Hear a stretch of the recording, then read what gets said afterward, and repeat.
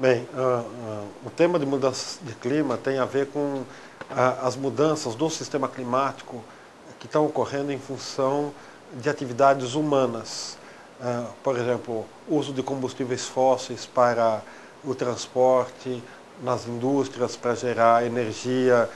para movimentar as máquinas, caldeiras nas indústrias, com a transformação de florestas em áreas agrícolas ou de pastagens para pecuária. Então, a mudança no uso do solo,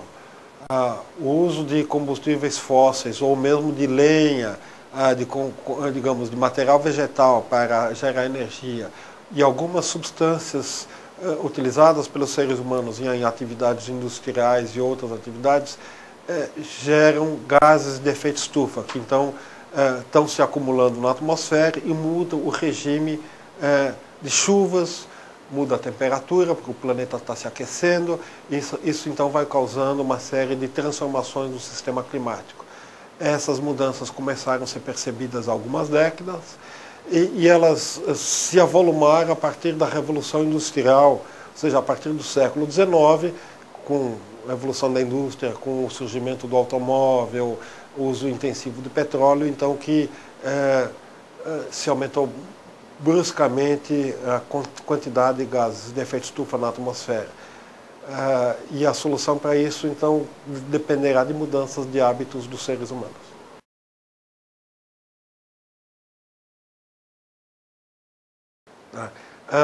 Segundo os cientistas, nós temos que, para evitar efeitos catastróficos no sistema climático daqui a algumas décadas, e quais seriam esses efeitos? Secas em áreas onde hoje tem uma quantidade de chuva suficiente para alguma prática agrícola, inundações, a necessidade de mudar a agricultura, a lavoura, algumas lavouras terão que migrar de uma região para outra, algumas regiões. Então, um dos efeitos, por exemplo, a segurança alimentar, o abastecimento de água nas cidades, transporte, geração de energia, tudo isso será afetado pelas mudanças climáticas. Para evitar isso, nós precisamos cortar as emissões dos gases de efeito estufa. Os cientistas indicam que precisamos cortar cerca de 80% das emissões nas próximas 5, 6 décadas e pelo menos 40% do corte de emissões terá que vir dos países industrializados até o ano 2020. Mas o Brasil, que é um dos países que mais emite, também terá que começar a cortar suas emissões. E vamos ter também que nos adaptar a um planeta mais quente, um planeta onde terá regiões que chovem mais ou outras regiões que chovem menos. Então, medidas de mitigação, ou seja, diminuição das causas e de adaptação aos efeitos serão necessárias.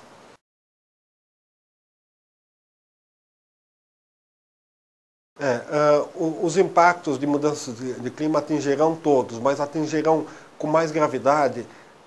o que a gente chama as populações mais vulneráveis. São as populações de baixa renda que têm maior dificuldade de lidar com consequências, de, por exemplo, de enchentes como as que ocorreram ou no Maranhão em 2009 ou em Santa Catarina em 2008. Ou populações, grupos populacionais que têm mais dificuldade de mudar o tipo de atividade econômica. Então, uma família que vive de agricultura de subsistência ou a pequena agricultura familiar, as pequenas propriedades, não têm, às vezes, capital para investir em mudança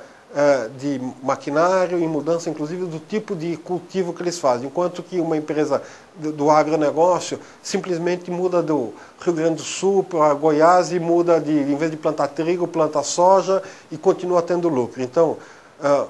as comunidades mais vulneráveis, de baixa renda, as que estão, digamos, nas regiões litorâneas, em função do aumento do nível do mar, ou nas regiões do semiárido nordestino, ou nas regiões onde vai haver mudança do regime de chuvas, no interior dos estados, por exemplo, Rio Grande do Sul, Paraná, ou também na Amazônia, regiões onde haverá mudança do perfil da cobertura florestal e, portanto, do regime de chuvas na própria Amazônia.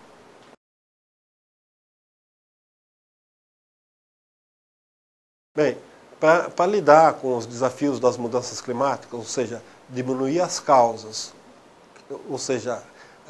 as fontes, todas as atividades que emitem gases de efeito estufa para a atmosfera e lidar com as consequências de mudanças climáticas, nós precisamos diminuir a nossa impacto no ambiente, impacto no consumo e na produção. que é o conceito de pegada ecológica. Tudo que a gente consome como alimento, como energia, como vestuário, roupa, vem da natureza, vem ou tirado ou modificado e cultivado, criado pelo ser humano. Então nós precisamos usar os recursos que nós tiramos da natureza com mais eficiência, diminuir o desperdício de água, diminuir o desperdício de energia, trocar uma lâmpada incandescente por uma lâmpada econômica, reciclar lixo, restaurar áreas que foram degradadas, seja em qualquer bioma, em qualquer região do país, na Mata Atlântica, no Cerrado, na Caatinga, na região de Mata Atlântica. Então, restaurar e fazer plantio de árvores nas áreas urbanas e rurais, usar menos os agrotóxicos e praticar mais agroecologia, misturar plantas e com isso dentro da própria floresta, fazer o cultivo agrícola com práticas de agroecologia, usar mais o transporte público na cidade e menos o carro para emitir menos, diminuir o desperdício de água quando a gente toma banho, exigir que o poder público tenha políticas eficientes e efetivas que diminuam a pegada ecológica da sociedade brasileira, ou seja, que sejam mais eficientes no uso dos recursos naturais e que a gente comece a conservar mais e restaurar o que foi degradado.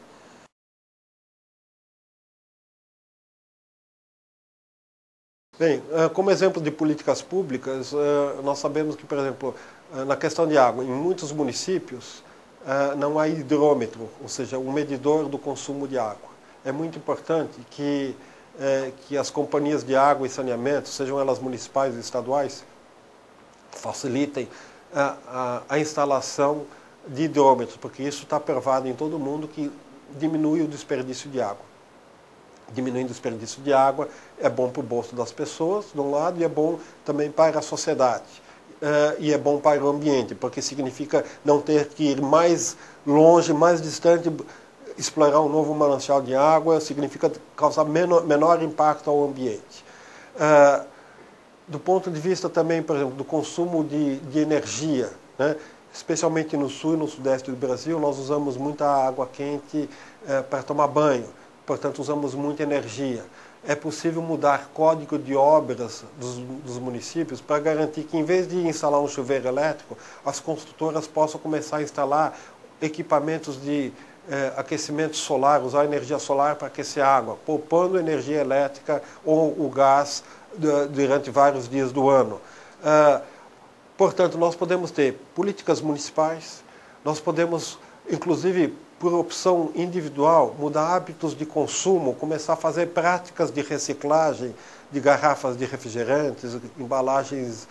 de leite, e juntar isso numa escola, juntar isso na Associação Amigos de Bairro, construir equipamentos de baixo custo de aquecimento solar de água e, portanto, garantir que a população de baixa renda possa ter água quente, mesmo que não tenha dinheiro para comprar um equipamento industrializado num primeiro momento. Então, política pública para mudar o código de obras, mas também ações da comunidade, ações pessoais que permitam, com reciclagem de resíduos, embalagens plásticas por exemplo, de leite, criar equipamentos de baixo custo de uso de energia solar para aquecimento de água. São pequenos exemplos do que se pode ser feito para poupar o uso do recurso natural ou para usar de forma mais eficiente, seja água, seja energia, seja algo que vem da floresta, da agricultura, ou seja, aquilo que a gente chama de biodiversidade.